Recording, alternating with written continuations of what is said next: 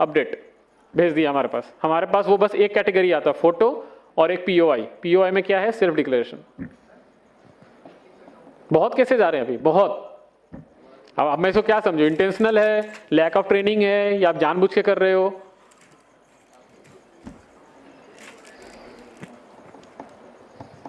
तो ये एक कॉमन सिनेरियोज थे और जो मेरा एक्सपीरियंस था वो मैंने आपको शेयर किया है। इसके अलावा अगर आपके पास कुछ क्वेश्चंस है तो हम उसको डिस्कस करेंगे one by one. Data hold नहीं होता है, डेटा एमडीडी में होल्ड होता है। एमडीडी में टोटल 4 प्रोसेस है। आप सुनो, एमडीडी में टोटल 4 बैच के प्रोसेस चलते हैं, ठीक है? उस 4 बैच के प्रोसेस में 4 ऑटोमेटिक है और 4 मैनुअल है। अगर किसी जगह पे वो सस्पिशियस लगा सिस्टम को, लेकिन जो मैनुअली जो चेक कर रहा है उसको लगा कि नहीं ये पास हो जाना चाहिए, उस केस में वो 2-3 साइकिल घूमता है।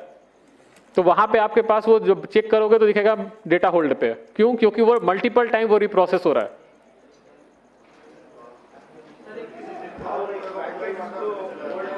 एक वन बाय वन। कोई माइक देंगे प्लीज? एक minute, one by one, we will go one by one. आप पहले हाथ उठाइए, उसके बाद माइक लीजिए, उसके बाद बोलिए। मेरे पास आवाज नहीं आ रही है यहाँ पे।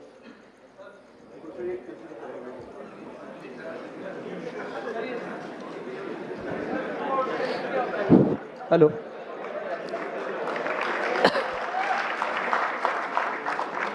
हाँ बताइए sir. Please maintain silence, please maintain silence first. Sir जब एनरोलमेंट करते हैं, सर मैं इधर एनरोलमेंट करते हैं, एक बंदे की मशीन है, उसमें वो बंदा एनरोलमेंट करता है, उसमें एनरोलमेंट लिखा हुआ आ रहा है enrollment got rejected due to technical reason. जब एनरोलमेंट स्लिप को अपन पोर्टल से चेक करते हैं तो वह लिखा हुआ आ रहा है मिसमैच रिलेशनशिप। एग्री होता है। पर क्यों सर, होता है? जी आपको नहीं पता क्यों होता है? नहीं। किसी को पता है रिलेशनशिप मिसमैच क्यों होता है?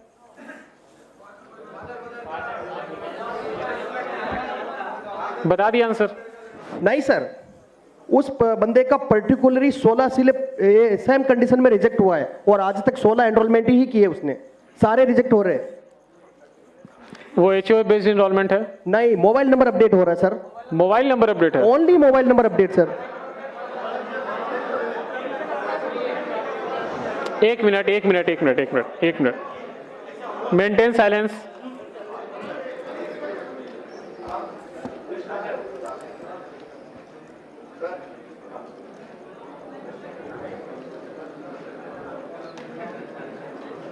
देखो मेरे पास 2 ऑप्शन है, या तो मैं क्वेश्चन आंसर करूं और नहीं तो आप बोल लो, मैं जाता हूं। मेरे पास नॉलेज है, इंफॉर्मेशन अगर आपको चाहिए तो ठीक है, नहीं चाहिए तो जैसे सिस्टम चल रहा हो चलता ही रहेगा, कुछ भी कर लो, आप सुधार नहीं सकते। एक क्वेश्चन है, क्वेश्चन 1 बाय 1 कीजिए, उसको एड्रेस करेंगे तो शायद जिसको नहीं पता उसको भी समझ में आएगा कि वो ऐसा प्रॉब्लम है। शायद मेरे लिए भी वो न्यू लर्निंग कर्व हो। एक साथ क्वेश्चन पूछोगे तो ना मुझे समझ में आएगा, ना मैं किसी का आंसर दे सकता हूं। हाँ, आप बोल रहे थे कि एचओए बेस्ड एनरोलमेंट नहीं है, बट वो मोबाइल नंबर अपडेट में बार बार इनकरेक्ट रिलेशनशिप में रिजेक्ट हो रहा है। जी सर। ठीक है, ये रिजेक्शन कोड गलत पिक कर रहा है, वो रिजेक्शन कोड नहीं होगा, वो गलत सेडा से पिक हो रहा है। या ईआईडी कुछ सैंपल आप निकाल के भेज देना रीजनल ऑफिस को, वो एनालिसिस करके आपको वापस बता। सर मैंने टेक सपोर्ट पे मेल किया था। टेक सपोर्ट नहीं, आप रीजनल ऑफिस अप्रोच कीजिए, रीजनल ऑफिस को बोलिए कि ये कुछ सैंपल ईआईडीज है 5-6 जो कि इस एरर कैटेगरी में रिजेक्ट हो रहे हैं, जो कि सिर्फ मोबाइल अपडेट है। सर उस पर्टिकुलर उस ऑपरेटर का ही हो रहा है। एग्जैक्टली यही मैं बोल रहा हूँ कि किसी एक पर्टिकुलर एक सिनेरियोज में हो रहा है ना, तो उस सिनेरियोज का एक एनालिसिस करना पड़ेगा, जो आपको रीजनल ऑफिस जो कि आपको उसका हेल्प करेगी। रीजनल ऑफिस के पास आप अपना एक केस ना आप रिटर्न में दे दो, हम एक बार रीजनल ऑफिस से बात करके आप इस पे रिवर्ट करें। Thank you sir, thank you. लिख लीजिए इसको। ठीक है, नेक्स्ट क्वेश्चन। माइक दीजिए उनको। एक minute. Hello please maintain silence. नमस्ते सर, मैं Nagpur Maharashtra. Maintain silence please. सुनो आराम से, अगर क्वेश्चन आंसर होना है तो सब लोग शांति से बैठेंगे, जो बोलेगा वो बोलेगा। एक आदमी है, हाथ उठा दो, देख लेता है, एक एक करके पहुंचेंगे। 500 में सबको मौका नहीं मिलेगा, 2-4-10 सवाल जरूर ले लिए जाएंगे, जिसका ज्यादा रिलेवेंट है वो अच्छा है, बट किसी सवाल पे सबको हल्ला करने की कोई जरूरत नहीं, सुनो। इसीलिए है क्योंकि सीखने के लिए और समझने के लिए बुलाया गया है। जो तुम्हारे इश्यूज हैं वो सुन रहे हैं, समझ रहे हैं। जो यहाँ सॉल्यूशन नहीं होगा वो सॉल्यूशन हम नोट करवा करके बैक इनसे बात कर लेंगे। बट एक एक कर करके बोलो, सब बोलोगे तो कुछ भी नहीं होगा। चलो जी हाँ बताइए। सर, ये कह रहा सर मैं नागपुर महाराष्ट्र से हूँ। मेरा क्वेश्चन एड्रेस चेंज से रिलेटेड है। एड्रेस चेंज में पहले son of, daughter of, care of, इस तरह के 3 ऑप्शंस आते थे। आजकल सिर्फ केयर ऑफ का ऑप्शन आता है। बिल्कुल, क्योंकि तो हमने वो ऑप्शन हटा दिया है इसी एमपी से ही, क्योंकि अब जो डॉटर ऑफ, जो केयर ऑफ सेक्शन है उसको हम उसी में एक ही में इंक्लूड कर रहे हैं जी। अगर आप लिखोगे डॉटर ऑफ समथिंग तो वो आप आधार को ना एज ए पीओ और डॉक्यूमेंट आप इस्टेब्लिश कर देते हो।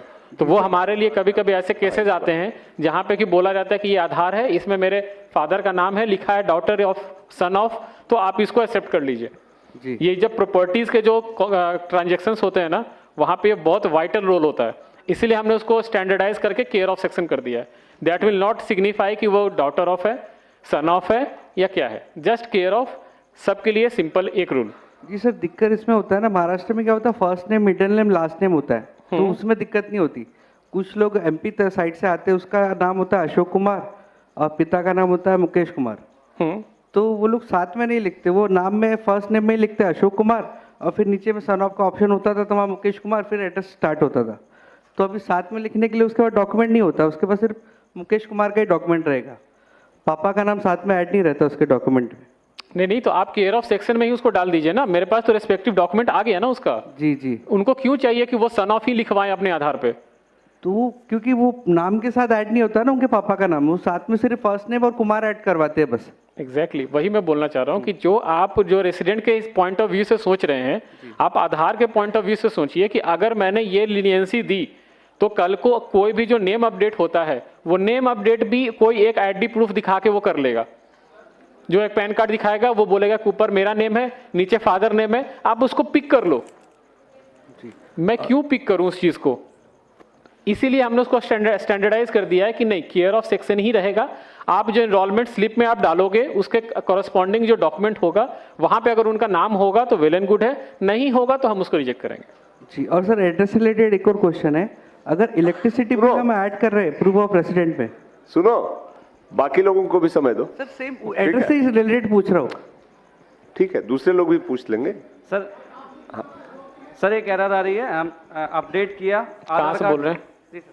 हाँ सर आधार कार्ड अपडेट किया, 4 दिन बाद साइट पे स्टेटस चेक किया, आधार इज सक्सेसफुली अपडेटेड जनरेटेड, लेकिन डेटा उसका डाउनलोड कर रहे हैं तो पुराना ही डेटा उसका शो कर रहा है। बिल्कुल हो सकता है। आधार अपडेट होने के बाद जो मैंने एफएमएस तक आपको फ्रॉड मैनेजमेंट सिस्टम तक समझाया था, उसके बाद एक प्रोसेस होता है यूआईडी पिकर। यूआईडी पिकर में क्या होता है कि अगर न्यू इनरोलमेंट है तो एक 12 नंबर का रैंडम जो डिजिट है वो पिक करके उसके साथ एसोसिएट होगा, या फिर अगर अपडेट है तो उस नंबर के साथ उसको लिंक करके आधार जनरेट किया जाता है, जो कि बाद में XML फाइल जनरेट होता है। आधार आपका अपडेट हो गया है, लेकिन जब तक XML फाइल जनरेट नहीं होगा तब तक आप उसको डाउनलोड नहीं कर सकते। XML फाइल इज बेसिकली जो आपका लुक एंड फील होता है ना, जो आप डाउनलोड करते हैं उसको XML फाइल बोलते हैं। तो वो जब होगा तो फिर आप उसको डाउनलोड कर सकते हैं। 1 मिनट, कहाँ से? हाँ बताइए। वो कुछ बोलना चाह रहा था। हाँ बताओ। हाँ इधर।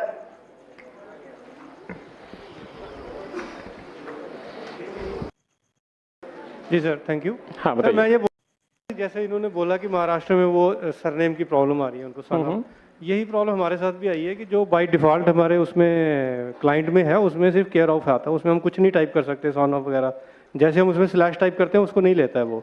लेकिन यही अगर हम ऑनलाइन करता है कोई तो उसमें वो ले लेता है।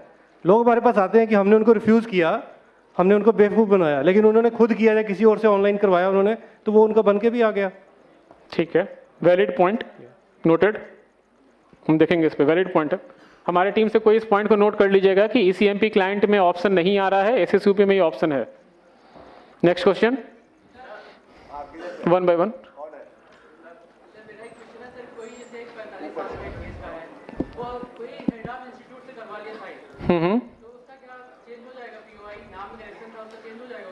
नहीं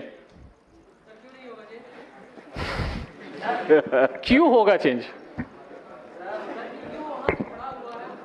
यार सुनो सुनो सुनो सुनो सुनो, पहली बात ये आर्गुमेंट और डिबेट की जगह नहीं है। ऑथोरिटी ने डिसाइड किया है कि हेड ऑफ इंस्टीट्यूशन के सर्टिफिकेट के आधार पे नाम का चेंज नहीं होगा। तो अगर उसको चेंज करना है तो वो एप्लीकेशन लगाए, वो अलग से प्रोसेस से वो देखेंगे। यहाँ पे हेड ऑफ स्पेल चेक जो भी है, हेड ऑफ इंस्टीट्यूशन को इस तरह के कोई पावर नहीं है कि वो ये सर्टिफिकेट दे सके। वो हेड ऑफ इंस्टीट्यूशन है, वो स्पेल चेक करने वाला इस अथॉरिटी नहीं है। तो जो रूल है वो समझो और उसके हिसाब से काम करो, ठीक है। मैं आपका इसका क्वेश्चन का आंसर सिंपल देता हूँ। तो एक मिनट थोड़े दिन रुक जाइए, नया लिस्ट आ जाएगा। हाँ नहीं कर लीजिए।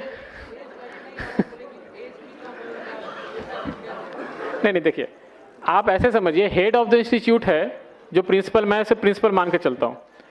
प्रिंसिपल किसी भी स्टूडेंट का आइडेंटिटी चेंज करने के लिए कैसे ऑथराइज्ड है? कैसे? आप रेजिडेंट पर्सपेक्टिव से मत देखो। आप ऐसे समझो कि आप आधार से रिलेटेड हो। आप ऐसे समझो कि अगर कोई प्रिंसिपल ये लिख के देता है कि रमेश कल से सुरेश है, तो हम मान लें उसको?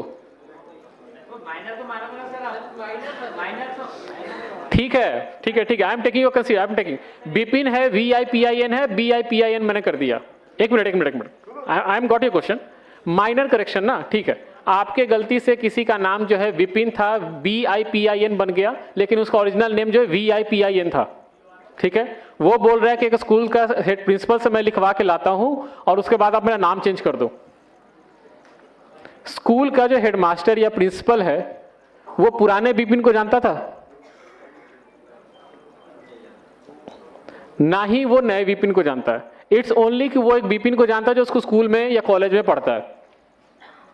अगर आप इस तरह के केसेस को सबको बोले कि नहीं ये पास हो जाना चाहिए, तो स्कूल में ही आप समझो कि सारे नाम जब अपडेट करवा लेंगे। गीता जो है GEETA से GITA हो जाएगी। जो क्यों? क्योंकि है प्रिंसिपल ने लिख के दे दिया है। प्रिंसिपल कैसे किसी का आइडेंटिटी प्रूफ बन सकता है?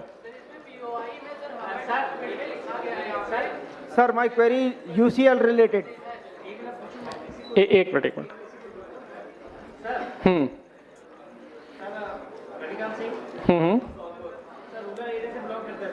हाँ बताइए।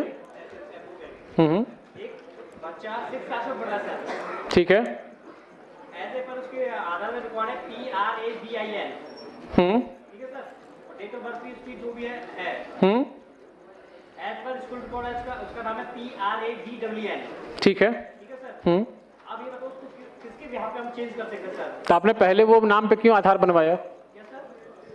आपने पहले उस नाम पे आधार क्यों बनवाया? नहीं, सिंपल सॉल्यूशन है।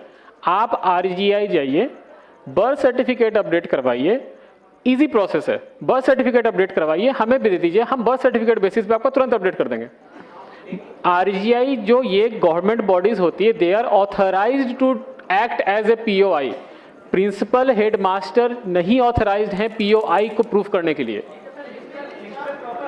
यार सुनो